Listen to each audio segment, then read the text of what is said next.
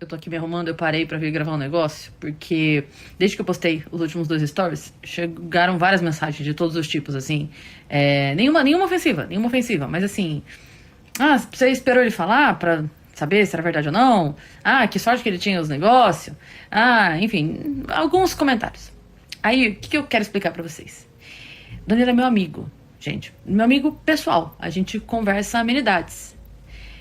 Tem 20 anos que eu conheço o Danilo, a gente se conheceu muito antes de muita coisa acontecer. Muito antes de muita coisa acontecer na minha vida e na vida dele.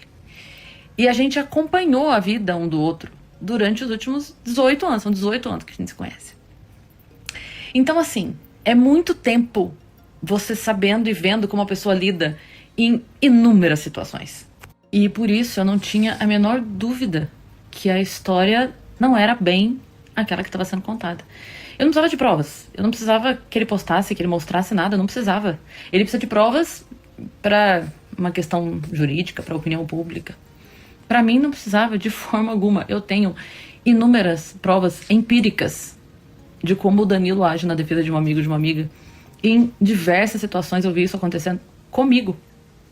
E eu tô falando disso desde que a gente se conheceu, desde o primeiro dia que a gente se viu na vida, o Danilo me defendeu. Eu já contei isso, não me importa de contar de novo. Primeira vez que eu interagi com o Danilo pelo Twitter. E ele me convidou pra abrir o show dele, eu cheguei pra abrir o show dele. O produtor local falou que eu não iria abrir. O Danilo, e o produtor falou, não vai não sei o quê. Quando o Danilo chegou, eu falei, olha, eu vim só pra te falar que a gente nos conhecia. Eu vim só pra te dar oi mesmo, o cara falou que não vai. Ele, como assim que não vai? Ele chamou o cara, aí o cara chegou, ele falou, o que você falou pra ela que ela não vai abrir o show? Aí o cara, não, porque o Danilo falou, não, mas ela vai abrir o show. Ela veio pra abrir o meu show, ela vai abrir o meu show. Ele não precisava, entendeu? Ele podia ter virado pra mim e falado, ah, que pena, então numa próxima. E estaria tudo bem, mas ele não deixou pra lá. Entende? A gente não era amigo, a gente era conhecido de Twitter na época. Numa outra vez que eu fui abrir o show dele, aí a gente tinha se conhecido pessoalmente já, mas, de novo, ainda não éramos amicíssimos. A gente só se conhecia. Cheguei pra abrir o show dele uma outra vez, e aí eu abri o show, no final do show, veio uma jornalista no final, e aí começou a perguntar pra ele, o que você acha de Mulher na Comédia? Você acha legal Mulher na Comédia? Aí ele falou, você tava aí no show? Ela falou, tava. Ele falou, você viu que ela abriu meu show? Ela falou, vi. Ele falou, então por que você não aproveita e não entrevista ela? Já que você quer falar tanto de humor feminino, valoriza o humor feminino, tá aqui, ó. Coloca uma foto dela no seu jornal, valoriza, bota o nome dela na matéria. E quem era eu ali, sabe? Naquela época, a gente não era nem amigo pra dizer que ele defendeu o trabalho de uma amiga. Não, ele só fez porque é isso, ele faz isso. Essa é uma atitude normal dele, quem o conhece vai saber falar disso. É isso. Uma vez, no início, nos primeiros anos da comédia, eu fui fazer show em Campinas, tava voltando pra Sorocaba de madrugada, e tinha dado uma enchente em Sorocaba terrível, a entrada da cidade tava toda tomada por água, e aí eu tava tentando chegar em casa, e uma rua tinha aberto uma vala na rua, e aí o espelho d'água não me deixou ver, eu caí com o carro na vala, perdi o carro, enfim, tive que refazer o carro todo. E aí ele ficou sabendo, eu tava recém-chegada na comédia, conhecendo a galera ainda. Ele entrou em contato comigo, falou, o que aconteceu? Fiquei sabendo do seu carro, falei, foi, ele falou, pega o meu carro. Passa aqui em casa, pega o meu carro, fica com o meu carro, até se arrumar o seu. Eu falei, não vou fazer isso. Ele falou, Fia, vai, você precisa, eu tô em São Paulo, eu dou um jeito. Eu falo com o pessoal da TV, pega algum carro aqui, eu dou um jeito, você precisa do carro pra fazer show. Eu não peguei o carro dele de qualquer forma, no fim quem me emprestou o carro um tempo foi o João Valho, meu amigo lá de Sorocaba, que também é humorista, pra eu poder fazer os shows e tal. Mas assim, vocês entendem que é dessa pessoa que eu tô falando? De que quando me conheceu, já agiu assim? E depois disso, gente, cara, teve a situação da minha separação. Que quando aconteceu, o Danilo ele me ligava todos os dias. Eu ligava ou mandava mensagem. Como é que você tá? Você tá bem? Como é que você tá hoje? O que você tá fazendo? Tá fazendo alguma coisa? Todos os dias. Sem exceção. Até ele ver que eu tava bem. Todos os dias. Ele foi uma das primeiras pessoas que se posicionou firmemente do meu lado. Pra não deixar brecha, sabe? De achar que, não, ele falou, não, no meu bar não pisa mais, no meu programa não pisa mais.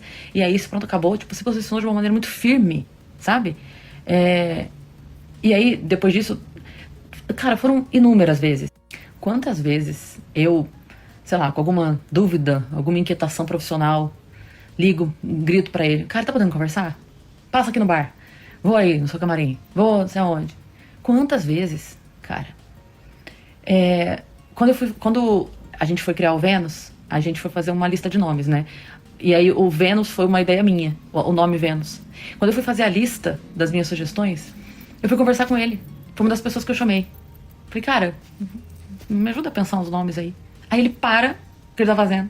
Vai falar, entende? Um cara que tem programa, show, tava gravando filme na época, fazendo o livro dele, lançando quadrinhos. para, porque é a doida da Cris Paiva, que é a ideia de nome. Entende? É esse cara que dá atenção, que dá ouvido, que para, que presta atenção, que valoriza até as nossas bobagens. Eu fui no programa dele tem 20 dias, uns 20 dias mais ou menos. Aí eu gravei o programa dele, que eu fui pra divulgar o lançamento do Melhor Versão. E ele, como sempre, muito atento, muito generoso, falou, vamos lá, pra você divulgar. Beleza. Aí eu fui e gravei. Dia seguinte, cara, muito obrigada pela oportunidade, valeu pelo espaço e tal. E aí, tava falando com meu amigo, com quem eu falo tudo, falei, nossa, eu fiquei tão incomodada com a maquiagem, cara, eu achei que ficou muito marcado, achei que, sei lá, ficou estranho, eu não gostei disso aqui. Aí ele, sério, mas eu tava ali na tua frente, eu não tinha nada errado. Eu falei, não, acho que na TV, não ficou legal, sei lá. Eu tava ali conversando com ele, tá? Ele percebeu que eu fiquei incomodada com o resultado da maquiagem. Pois ele ficou o dia inteiro, assim, assiste lá de novo, dá uma olhada. Tem ninguém no comentário falando nada. Por que você tá incomodada? Não, peraí, você ficou incomodada? Tem um aplicativo aqui, dá uma olhada, vê se você baixa o vídeo, bota esse efeito aqui, vai dar isso aqui. Ele ficou tentando resolver o meu incômodo com a maquiagem. Entende? Um homem extremamente ocupado ficou durante um dia inteiro ali, ó, ia, voltava, conversava comigo, mandava mensagem. Você assistiu? Você achou? Ficou muito ruim? Você gostou? Você, não sei o quê? Baixa o aplicativo, tenta fazer desse jeito. Aí não sei o quê. Aqui, ó. Aí você vai me dizer que é essa pessoa que, com uma amiga que reclamou da maquiagem, ele não sossegou até ele ver que eu falei, não, tá tudo bem, eu assisti de novo, acho que foi só na hora que eu tivesse a impressão, tá tudo bem. E não sossegou enquanto ele não viu que eu tava bem. Aí você vai me dizer que essa pessoa ia ignorar algo tão sério, tão grave como uma amiga? Você entende que não bate? Não bate. É por isso que pra mim não precisava de prova nenhuma. Porque pra mim não faria o menor sentido ele agir dessa forma, porque não seria ele. Não seria ele. Eu ia falar, realmente tava com febre interna. Se ele tivesse agido de outra forma, não era ele. Aí vocês podem falar assim, ah, Cris, mas não podia ter acontecido? Ele não podia ter falhado, não podia ter errado, né? Porque as pessoas erram. Ele não podia ter se equivocado, não podia ter falhado na atitude nesse momento, não podia ter sido um momento em que ele não agiu como... Podia, é claro que podia. Todo mundo humano, ele podia ter errado, né?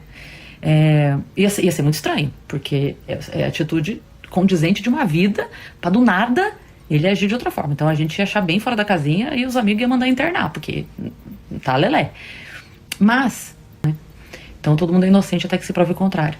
Mas é que, no caso do Danilo, ele é sempre culpado até que se prove inocente. Uma pessoa que está acostumada a viver apanhando de todos os lados, aprende, né, a se proteger.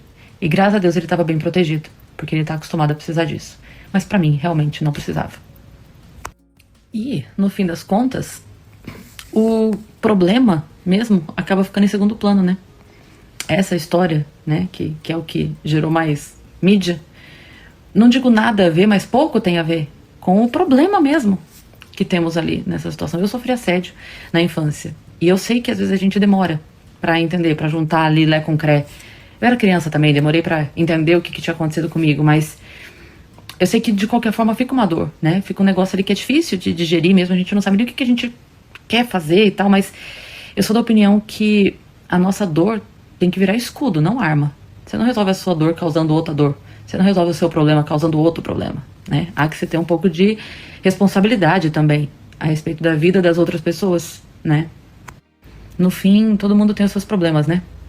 Eu tenho, vocês têm, Danilo tem uma história de vida familiar dificílima. Quem não sabe, acha facilmente aí na internet. E eu vi uma coisa outro dia que eu achei tão maravilhosa, que falava assim, que o herói e o vilão, eles nascem do mesmo lugar, que é uma dor muito grande. Mas o vilão pensa, já que eu já sofri, eu vou fazer todo mundo sofrer. O herói pensa, já que eu sofri, eu vou tentar impedir que as outras pessoas sofram também. Num momento em que amizades se tornam frágeis e as pessoas julgam antes de conhecer a verdade, o desabafo de Cris Paiva vai além de mostrar os bastidores dessa polêmica, ele destaca a importância de quem permanece firme ao seu lado há quase 20 anos. Diante de tantas narrativas e evidências, ela optou por confiar nas lembranças, na convivência e na lealdade construída ao longo dos anos. E você, de que lado estaria?